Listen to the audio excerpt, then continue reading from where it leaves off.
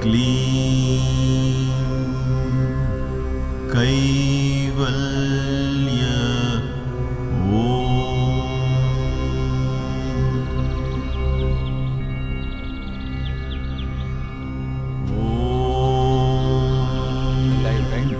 Clean Kaivalya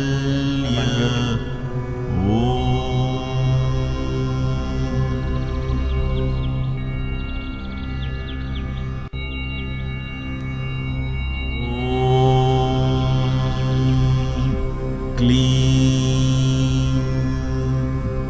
Kaivalya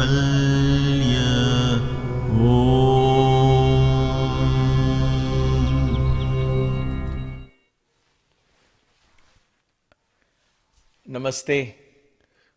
Welcome to Kaivalya Yoga Gurukulam, KYG. Thank you all for taking time to attending this class. So finally we reached a half a century mark, I guess, with Kaivalya Marga class 50. And in this class we will touch upon mudras. But as always, before we begin learning these things, we learn it with a mindset of reverence and mindfulness, and therefore let us take our minds to Sri Kalahasti, the temple where all of this began, with the consciousness of Shiva as we chant the 3 Oms.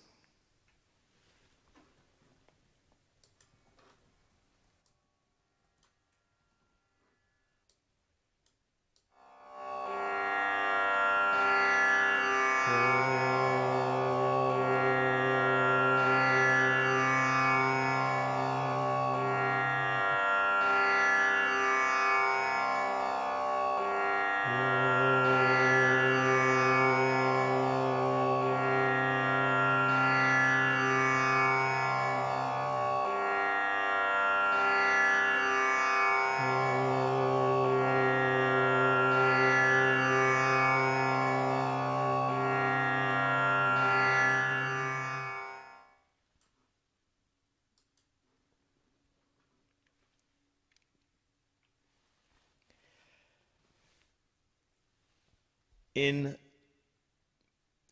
the vayu element, we have studied prana in its various forms, or vayu in its different forms, like prana, apana, udana, samana.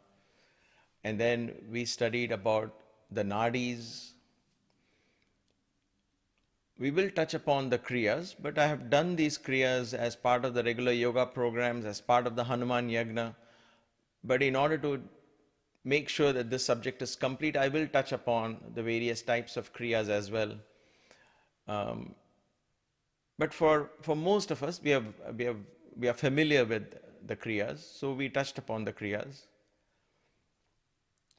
And to some extent, we examined these mudras as part of the Sri Devi Khadgamala satsangs, where it is part of that sadhana. In ancient tantric wisdom, tantra is a ritual, right? In ancient ritualistic wisdom, mudras formed a very, and still continues to form, a very important part of the ritual itself. But rather than focusing on the ritual part of it or the traditional part of it, I want to examine in today's class the relevance of mudras with the element that we are talking about, that is vayu. Mudras primarily affect the vayu element. And that is why mudras play a role in vayu. So we'll examine what are mudras and touch upon a few of these mudras. So let's see. Let me go to my slides. There we go. And I'll get myself, all right. So what happens if I have to handle some of these myself? Okay. Mudra. So what is a mudra? What is a mudra? Mudra, very simply, is a seal, a signature. It's like a currency, it's like a stamp. When we say seal, it's not like sealing a box.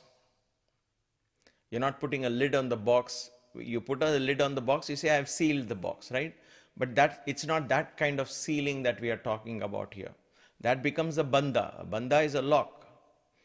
That becomes a bandha. Okay, and I'll come to that in a bit. This seal is like a seal, a stamp, a mark, a signature, a form of currency, if you will, that adds value, that gives power, energy to the vayu principle. Directs the flow, if you will. It's like a passport that you have.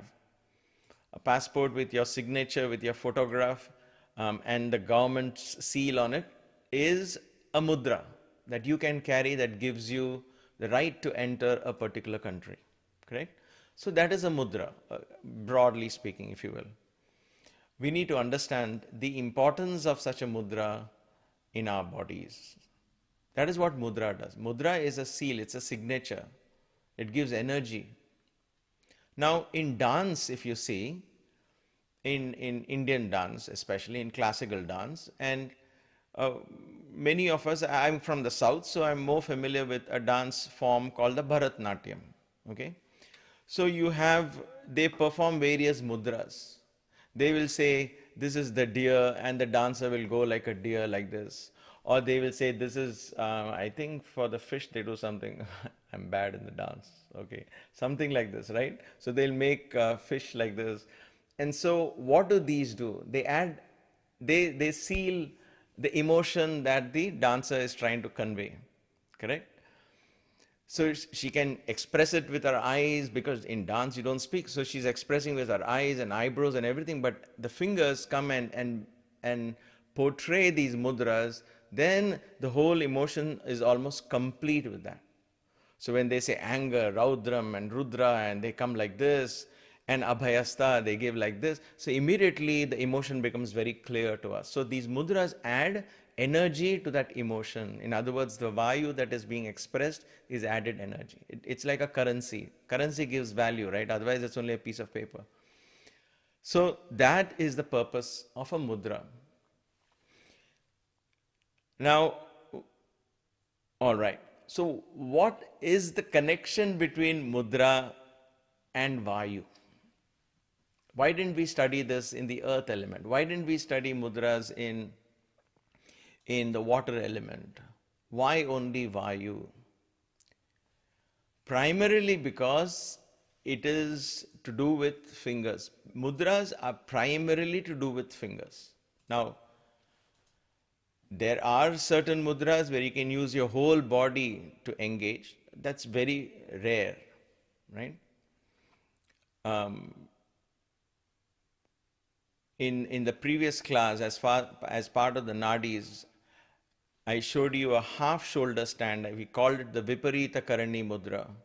Do you remember if you put the title there? I think we did. Okay. We put the title also, Viparita Karani Mudra. So the whole body becomes a mudra there, right? So that is a mudra. So there are mudras where the whole body is also involved. All right. But for most part, when you say mudra, it is expressed by hands and fingers. That is why the relation between mudras and vayu. I know some of you are still scratching your head. Wait a minute. Okay, so it's fingers, but how does that connect it with vayu? So let's go back to basics. Vayu, all right. When we studied earth, we talked about karma indriyas and jnana indriyas, senses of action, senses of perception that are connected to the element earth, correct? The sense of smell is a sense of perception.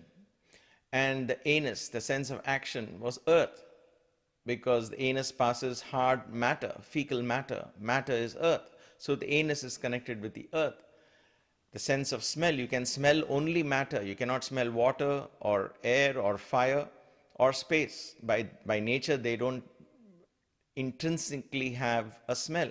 Only matter has smell. And therefore, sense of smell and anus is connected with earth. Thus, you have, for water, you had the sexual organ, the genitals, and the tongue, which is connected to the water.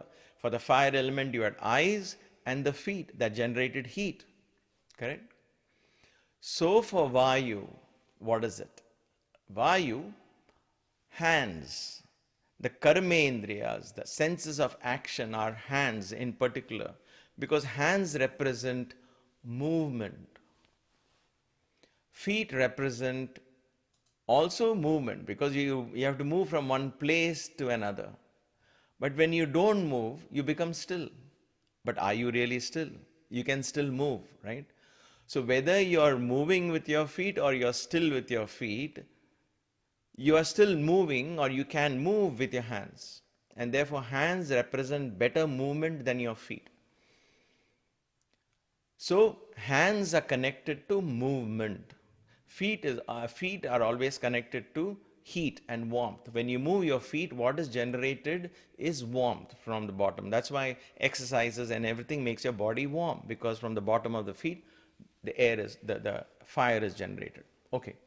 So, movement, sense of action, karmendriya, karma is action, karme indriya, indriya is senses. So, sense of action, karmendriya are hands in general. How are you? Goodbye. All of that is hands. Now, when we talk of hands, in hands, what are the most things that move so much are the fingers, right? Even in Shavasana, when I conduct classes, for me, it's very simple to see who is deep in Shavasana. I just have to watch their fingers. There will be minor movements in fingers, always. Because the moment a slightest mosquito comes, it's the finger that moves. So the finger is a sign of life. Finger moves. Vayu is unsteady, is depicted in the fingers.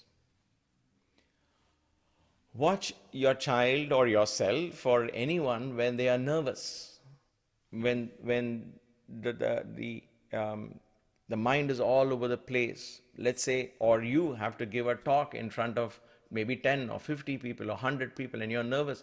How are your hands? You might be perhaps doing this, or you might be doing this, or you might be, oh gosh, I don't know. We have seen this in movies, right? They show nervousness in fingers. If somebody is calm, be calm. Don't worry. I'm here for you. So that hand shows abhaya, in other words, fearlessness, calmness. So in hands, in fingers, we can convey or actually find a reflection of a lot of emotions. Fingers are directly connected to not only, so what does that mean? If I am nervous, then my breath is flaky. My breath is not steady. My breath is not rhythmic. My breath is not deep. And all of that is reflected in my fingers.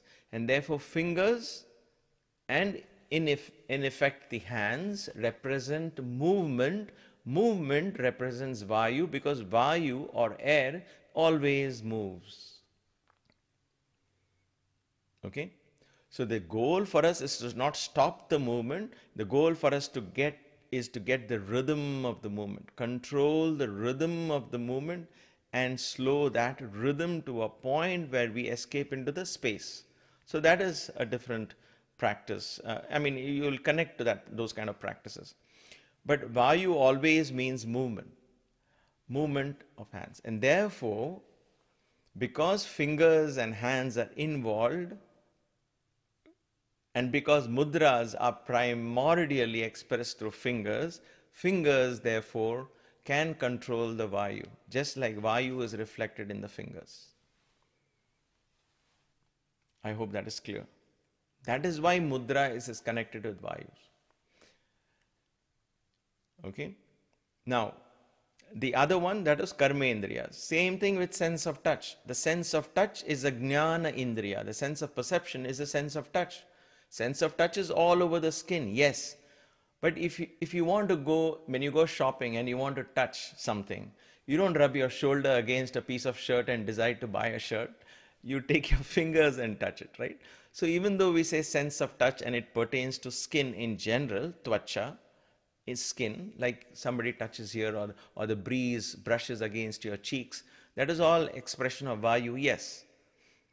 Right? But primordially, sense of touch is always fingers.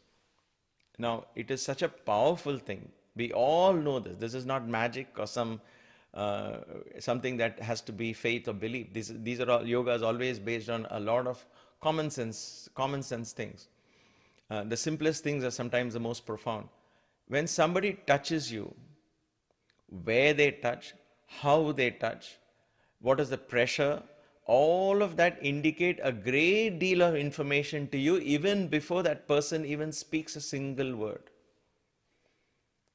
When a child touches the mother knows whether the child is simply being adamant, the child wants attention, or she or he wants food, or she is sleepy. All of that she will know by the touch of the child, where the child is coming and touching, what does the child want, right? It is the same thing with a spouse, it's the same thing with a friend, it's the same thing with a stranger. When you go and shake hands with people, the pressure of the handshake, the way they respond to you, the way you... So much of information is conveyed by what? By the sense of touch. Vayu is exchanged at that point. There is vayu that conveys that message to you. Because there is something so simple and so profound that we miss here. When we are in the company of people, when we are in the company, generally we are in the company of the universe, actually. We are always there, right? Whenever you breathe in, what you're breathing in is air. But along with air, there is so much of subtleties that come in, information that comes in to us, that the deepest inner awareness is aware of that. The subconscious mind is aware of that. Because primordially we have evolved being very aware of our surroundings. So even to this day, if you pay attention to the breathing, the rate of your breath, the amount of breath that comes in and out, in company you will become aware of subtle messages that take place between you and the other person. So much so that you will be able to read a person like an open book. Not that you would want to, you can't do it consciously. You can't say, I want to read that person. It doesn't happen. I have to just adjust my breath and people become an open book to me suddenly. I just feel that vibe. I feel it. I know it. Right? That happens because you're able to control the vayu element. Because vayu brings in information. You're not simply inhaling. A part of the universe enters you when you inhale. A part of you is let out when you exhale. So somebody else much smarter than you, with a better yoga practice, would be able to read you better because you're also exhaling your information. So information is exchanged in vayu. I know some of you might find it hard to believe and say, okay, you know what, that's going a bit too far. Let me again take this chance to, we will come across this again and again, but just think of it. Why is that so? Why is information exchanged through the breath? How can information be exchanged through the breath? Where is the breath? The breath is inside the body. The breath goes out and breath comes in. It's not the same breath, right? What comes in is not the same breath. It's fresh air that comes in. And what goes out is the air that comes in. It cleanses your system and takes out the impurities, goes out. So air comes in and out. Body is right here. So the breath, let's call it the breath. The breath is that part of you that has the energy to step out. You can step out through the breath. What does that mean? So Annamaya Kosha is the body. The breath is Pranamaya Kosha, prana or air or prana, the life force. Prana has, it's not simply a thing, it's alive, it's an energy. So that energy goes out, the energy comes in through the medium of breath. Pranamaya Kosha. Pranamaya Kosha is inside the body to some extent, but it also extends outside the body, but it comes inside the body. Extends out, comes in. Within the Pranamaya Kosha, and therefore within the breath, what is there? Something more subtle. Breath is inside the body because it's more subtle than the body, correct? What is subtler than the breath? Mind. Mind is more subtle than the breath. And therefore, along with the breath, a part of your mind, or your mind has the ability to go out with the breath, the ability to draw others' mind into you through the breath. Universal mind. Your mind has the potency, has the potential to become universal mind through the breath, because it is subtler than the breath. And therefore, the mind is never local. The mind is never local. That is why they would say, go to a solitary place. In yogic scriptures, they describe how do you meditate. You go to a solitary place by the river bank or whatever, sit and breathe. What happens then? The energy of the river, the energy of the trees, everything mingles into the mind that keeps going out and coming in along with the breath. And therefore you draw that peace of the environment into you. That is how the mind gets influenced by what the eye sees, because of the breath. The mind is subtler than the breath, and the mind has the potency to travel with the breath out into the universe. And when you inhale, you draw the energy of the universe into you. If you mindfully breathe, you begin to live that enriched practice. We have taken breath so much for granted. We don't even know these treasures exist in us, because we are so conditioned in our lifestyles that we forget to even sit back and think, wait a minute, I have all of this with me. Why am I searching? Where am I searching for? And subtler than the mind is intuition or intellect that goes even further out. And then so that each kosha is more subtler than the other. The mind has already become non-local. So science is beginning to understand that. But we won't wait for science to endorse it, because this is an eternal truth.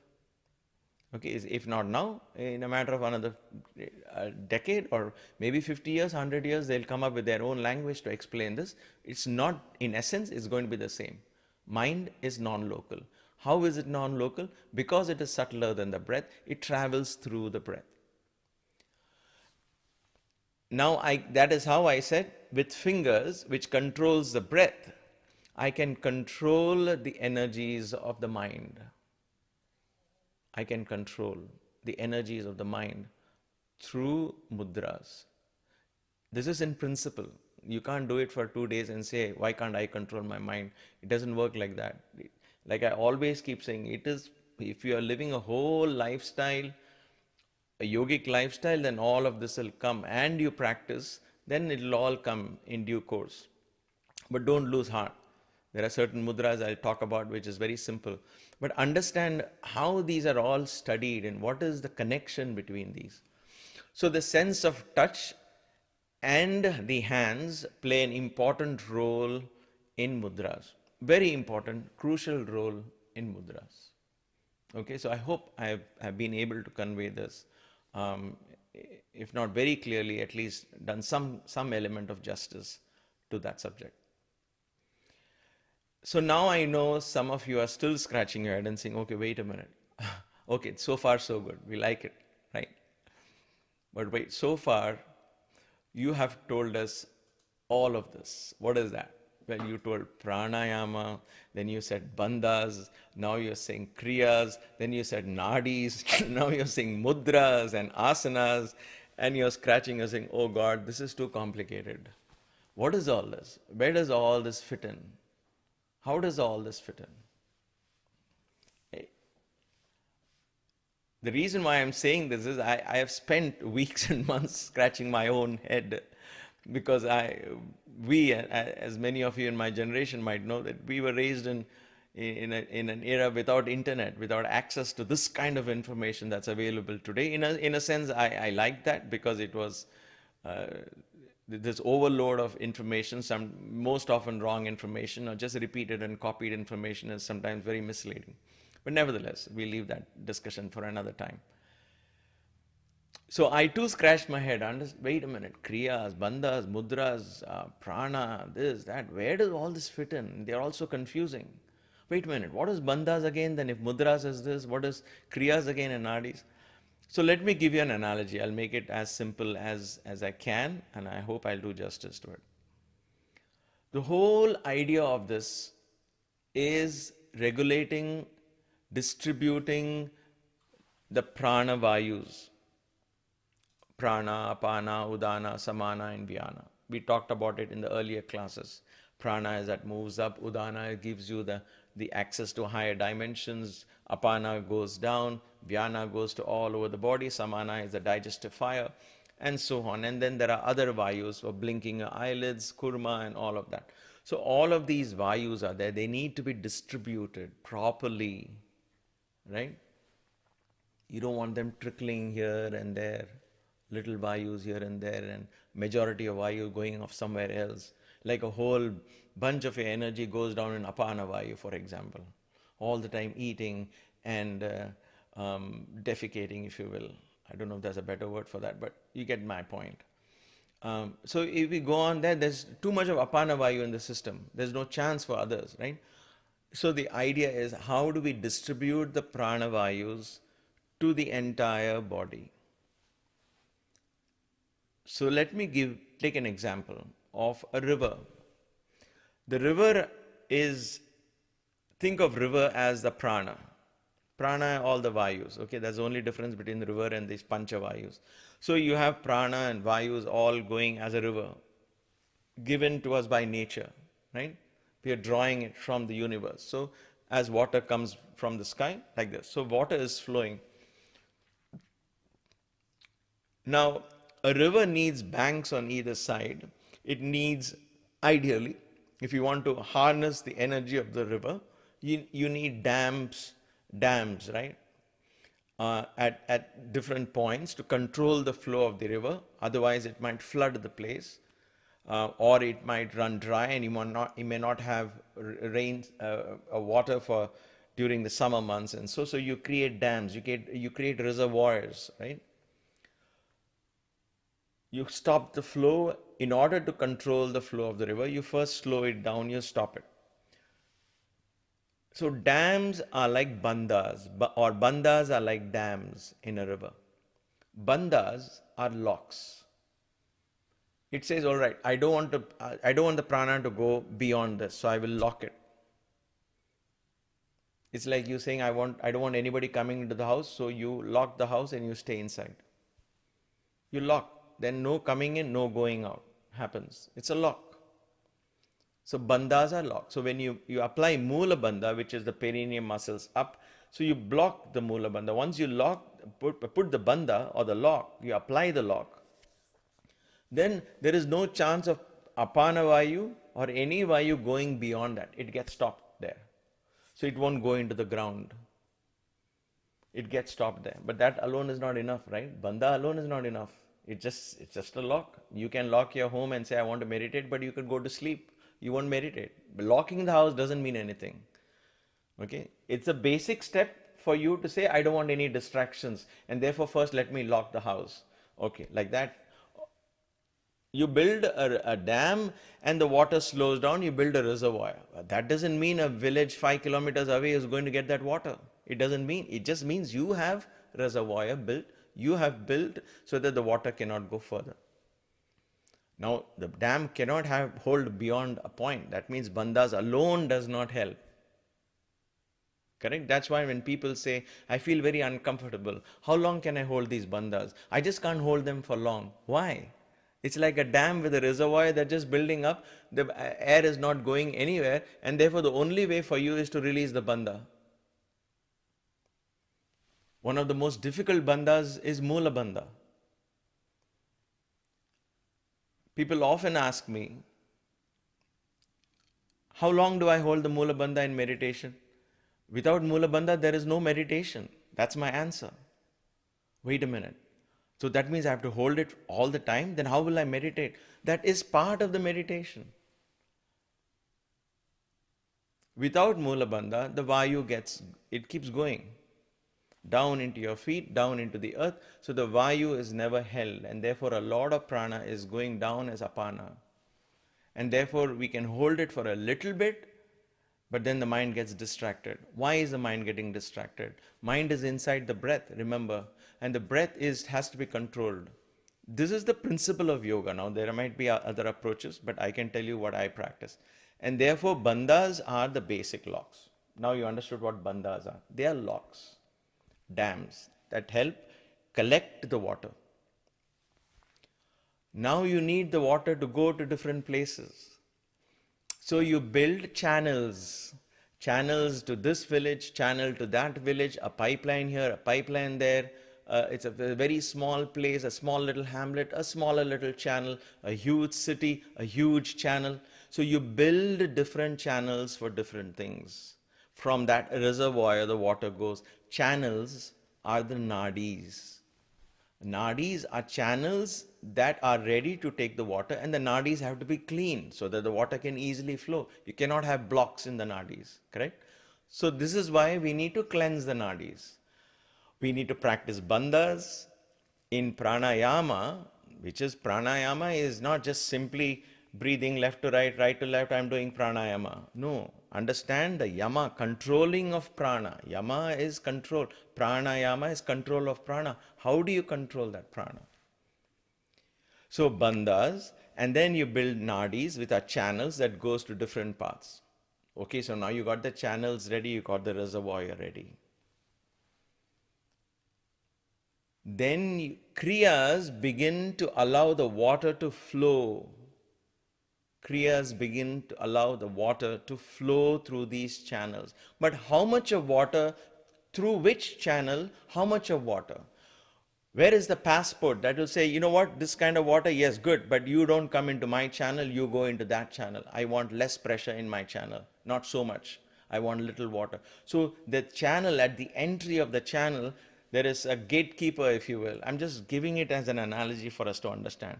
That gatekeeper who says, passport, the mudra, determines how much pressure should be applied in that particular nadi for that kriya, for that energy, the prana, to move all the way to its destination. Mudra gives that energy. Mudra is that currency, it's a stamp, it's a seal that says, okay, this guy is from the king. All right, let him pass, give him VIP treatment. Let this water go all the way. Because it's a powerful mudra, let it go all the way.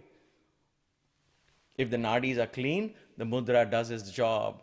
If the pranayama is in practice, if the body is clean, then the prana flows through the kriya. Kriya has to be in place. Kriya is the one that is carrying it. Mudra gives it the energy, the currency, the power for that kriya to reach its destination. Asanas do the same thing. Asanas are far more difficult, far more effective. Mudras are only fingers, right? Asanas are the whole body. So when you use the whole body, and that's why my yoga programs are so slow. I don't have too many people attending my classes. I don't care. I'm leaving this knowledge for posterity. Because when it is very slow, when you practice it with bandhas, the body is actually creating all of this for you. Asanas are slow. It needs tremendous patience and perseverance. But when you practice that, it's far, far more effective than just jumping up to varieties and going from one asana to the other. At the end, you have a good workout, but nothing beyond that. But when you practice it in this form, with the bandhas, with the kriya embedded into it, like Kamala Kriya in Tadasana and so on and so forth, along with the bandhas, then the prana begins and the vayus begin to flow through those respective channels. The nadis get clean, the kriyas begin to help the prana flow. All of this begins to happen. Okay, so this is why we are not, at least I'm not trying to confuse you with kriyas, bandhas, mudras, but I want you to understand why we are doing all and why each of this has a place. So as the bandha is applied, it stays applied. Once you locked yourself in the house, now you plan what you want to do. But once you open the lock itself, then whatever you plan here, visitors are going to come, your best friends are going to come and say, hey, what are you doing? Then nothing else works. So the bandha has to be in place. So when you ask me, how long should I maintain the bandhas in order to get into meditation? Bandha is not a means to get into meditation. Bandha is a foundation. You first apply that. You sit, apply the Mula Bandha, a mild Udhyana Bandha, gentle Jalandhara Bandha, and hold all these three throughout the meditation. It comes with practice. Okay? So this is how these mudras work. Now, I hope I made that clear. I'll keep this a short class. I just want to do 2 more mudras. In mudras, we have, so coming to mudras now, let's talk about the kinds of mudras. Because I want you all to take time to think about it. I know I give too much in every class, and I'm always afraid, did I give too much information? But then how can we break it up? I don't know. Anyway, having explained to you the basis of all of this, let's take 2 mudras. They're called the king and the queen of mudras. At least I call them the king and the queen of mudras. What are these 2 mudras? Which one is the king? Which one is the queen? The Chitta Mudra and the Jnana Mudra. Chitta Mudra and Jnana Mudra. These are the 2 mudras. The Chitta Mudra is the king of all mudras. Jnana Mudra is the queen of all mudras. These are the simplest and the most common of mudras. And just because it's most common, people just don't understand the power of these mudras. This is the only mudra then that our beloved Sadguru Bhagavan Sri Satya Sai Baba taught us. This 2 variations of that mudra is what makes it one and the other. Now you might be wondering, what is that Chitta Mudra? I've never heard of Chitta Mudra. You wouldn't have heard of it. But I put it there because people don't understand the meaning of Chin Mudra. Chitta and Mudra, when they join together, the Ta becomes Na. So it's a conglomeration. It's a conjunction in Sanskrit. Chitta Mudra becomes Chin Mudra. They're not different. So when you say Chin Mudra and go to a Sanskrit dictionary and search for Chin, you won't get any meaning. You will say Chinna, Bhinna. They will give you all different kinds of meanings. The word is not Chin. It is Chitta Mudra. The mudra that goes deeply and affects your Chitta itself. That is the mudra Dakshinamurti is holding. Imagine, the teacher of all teachers, Sri Dakshinamurti. Chin Mudra. Chin Mudra, that is the sloka which says he holds Chin Mudra. The other one is Jnana Mudra. So what is the difference between Chin Mudra and Jnana Mudra? First of all, what are these 2 mudras? If you keep your palm out like this, all you have to do, and like I said, it's so common, you'll say, aha, I have always known it from my childhood. So you fold your forefinger and you take your thumb and you touch them. That's all. It's as simple as that. This is the Chin Mudra. This is the Chin Mudra. Okay? Now when you hold it for long, before we go further, when you want to hold it for long, you don't touch only the tips and keep, because in meditation it will separate, right? You take it and as if you're playing a carom board like this, like you want to flick something, you take it and fold it and hold it slightly under the thumb. It is just important that this touches the thumb, this part of the thumb. So you just hold it like this. Because of this bump here, it will hold this finger in place for as long as you want. It will never come out. Even in the nights, you can hold it like this and go to sleep if you want to. But this is Chin Mudra. I would rather do it mindfully than just use it as a sleeping aid. This is Chin Mudra. Okay, what does this mean? This is the air element. There are 2 versions of this. Once let me explain to the yogic version and then tell you how beautifully Baba explains this in a philosophical manner as well. This is the air element. Now, space, air, fire, water and earth. Space, air, fire, water, earth. This is the basis of all mudras. Where does this base come from? This is coming from the ancient Indian temple rituals in the south. And I guess it is in the north as well. So when they do lam, hum, vam, ram, sham, all of these are Bijakshara mantras for elements. And so we have studied this as part of Devi Khadgamala. We can touch upon it later again. But these are all the 5 elements.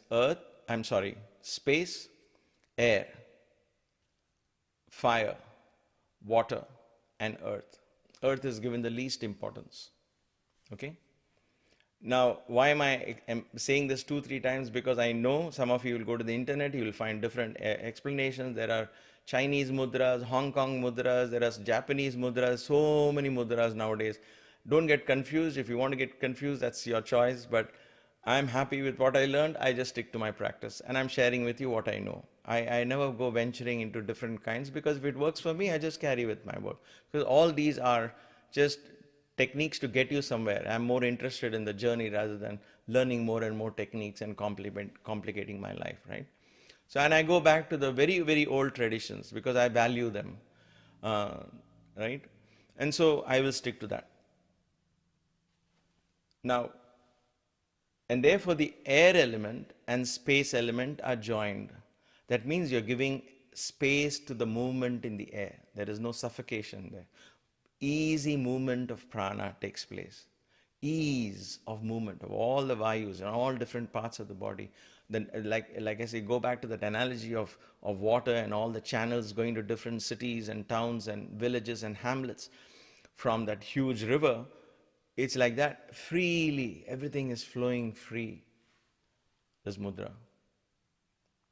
Mudra gives that energy for prana to flow freely. Why? Because it is activating the space element in your body. Space is created for the air to move, and then you create a circle so the air moves in that space freely in the body, in and out, in and out. Every inhalation, every exhalation, circular in nature. Okay? This is one interpretation. The other more philosophical interpretation, more beautiful interpretation, only Dakshinamurti can do that, only Sai Baba can do that. Many decades ago, okay? What he said was, this is the finger that is constantly pointing outward. It represents the you, the I in you.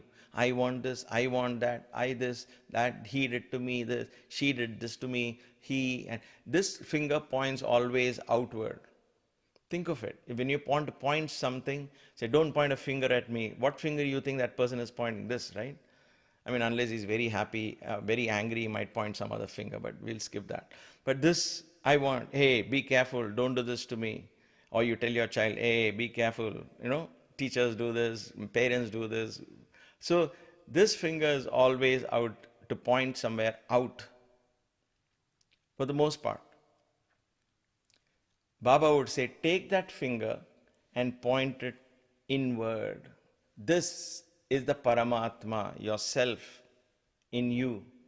Take this finger that is going out and point it inwards to your own higher self. And keep all the 3 gunas, the Rajasic guna, the Tamasic guna, the Sattvic guna, Tamasic guna, and all these gunas, put them aside. Keep the jiva, the I, the ego pointed to the Paramatma. Keep all the 3 gunas, all the 3 times and all of that away. And go into yourself. A beautiful explanation as well. This makes us go inward. That's good enough for me. This mudra makes me go inward rather than external. Because the finger that's constantly pointing out is turned inward. Body language, a simple body language. The brain says, oh, okay, this finger doesn't want to point out, maybe it's going inward. What is it doing? So it becomes very mindful. So this is the Chin Mudra. This is the Chin Mudra. When you sit down and you place your palms like so on your lap, with the palms facing upwards, you could have one palm facing upward, one palm facing like this sideways on your towards your chest like the Buddhists do, like the Buddha. You see Buddha statue like this. There are meditation poses you could do like this as well. Or you could do like this as well. When your palms are facing up, sideways, or in case of Sadgurus and enlightened ones, when they face it out, it's called the Chin Mudra. What is Nyana Mudra? Nyana Mudra is when your palms are turned down, resting on your knees. So this is hidden. Just very gently. If this is my knee, I'm simply placing it like this and resting it. Closing my eyes. I don't have to all the time sit like this. Sometimes I find this very uncomfortable. So over a period of time and long periods of meditation, I just let my wrist drop over my knee and keep my mudra like this. Keep it like this. Nobody needs to even know you are having a mudra. This becomes Nyana Mudra. This becomes Chin Mudra. This becomes Chin Mudra. This becomes Chin Mudra. Okay? My dear brothers and sisters, the mudra here is so simple. Just this. Especially once you learn to lock it against your thumb, you can hold it for hours on end, hours on end. Just sitting like this. Now I'm sitting cross-legged on my chair. I could keep like this, and I could keep talking to you. But a part of my energy is within, totally circulating. Many times after asanas, not many times, almost every time after asanas, my fingers just automatically curl into these mudras. Whether it is chin or Jnana Mudra, all that is only technical names at that point. Whatever at that moment you feel, you just flow with it and just stay there. It's just amazing how absorbed you can become, because by then, what happens is the bandhas are well established. Especially the Uddiyana Bandha is well established. Jalandhara Bandha is very easy to do. Mula Bandha comes almost naturally. And then the prana is already flowing because of asanas. All the kriyas, energy is flowing around. Mudras begin to direct these energies. And this powerful mudra will energize these kriyas in such a way that the prana begins to flow. All the vayus begin to flow to their respective places beautifully. And so the mind becomes extremely thrilled and happy. It's called pleasurable. That the word Ranjani that we touched upon in Sri Devi Kadgamala, that Ranjani is that is the meaning. It's actually a great sense of contentment, joy, pleasure. It's like the best recreation ever possible. Meditation then becomes so natural. You don't have to worry about techniques. You can just sit like that for another 45 minutes easily. Right? So it comes with practice. It comes with proper food, especially because all of that builds the basis and the foundation for all these practices. So for today's class, think about mudras, and in your own way, try to see as an homework, what kind of analogy can you draw? Maybe there could be better analogies, and please do share. What kind of analogy you could draw between a bandha that is a lock, a nadi that is a channel, a kriya that is the flow of the prana, the mudras that is a seal or currency for these kriyas to flow, and asanas that can help. So that in your thinking you become very clear what is the function of each of these. Otherwise, if you are staying confused, then you won't know what to practice when, and you will be practicing mudras at the wrong time, bandhas at the wrong time, you won't connect the two, then none of them yields fruits. And also, as the last word here, as I leave you, none of these by themselves will yield any fruit. At least they won't be as effective as you would like them to be. Their effectiveness is greatly reduced. Assuming, for example, I watch a YouTube video where they say, hold one particular mudra, whatever that mudra is, they'll come up with a particular mudra and say, hold this mudra for 5 minutes every day. You will never get varicose veins, or you will never have, your sugar will come under control.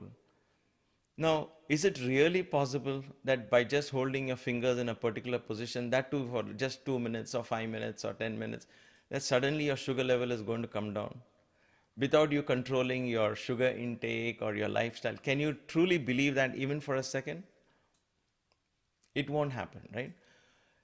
So none of these can be practiced, none of these can be effective in isolation. And if they are effective, that effectiveness is very, very, very minimal. But when they are practiced in this holistic approach, understanding, then even a handful of asanas, when you practice it with the bandhas, along with mudras and kriyas, then the whole thing becomes alive. Not in one day, but in a few weeks, in a few months of practice. The body begins to tune into that energy. That kind of yogic wisdom was shared in an ashram many, many years ago. Then it kind of got lost. It was considered, it became secretive because they wanted to make sure people appreciate it, people respect it. But I think it's time for us to revive that kind of wisdom. There won't be many takers because there is no shortcut to these. I'm not letting you go with saying, okay, just do this chin mudra 5 minutes a day and watch the magic happen in your life. I cannot say that because that's not happened in my life.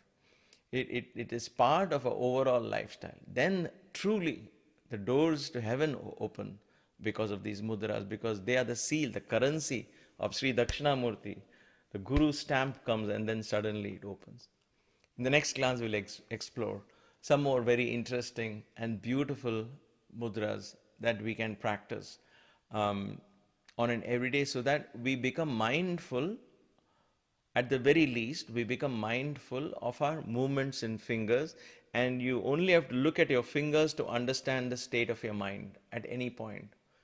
If you're stressed, always remember your fingers will be clenched, right? You're watching a tense movie or you're watching a tense sports match or a game, you're stressed and your fingers are tense. So fingers indicate the nature of your breath. The mind is inside the breath, and therefore the nature of your breath affects the state of your mind. With that, I'll bring this class to a close. Thank you very much for your patience and giving me this opportunity to share such wonderful and ancient wisdom. I feel so guided and very humbled that the Divine has chosen me to share this wisdom with you all. Thank you. Let us end this class with one Om and 3 Shantis.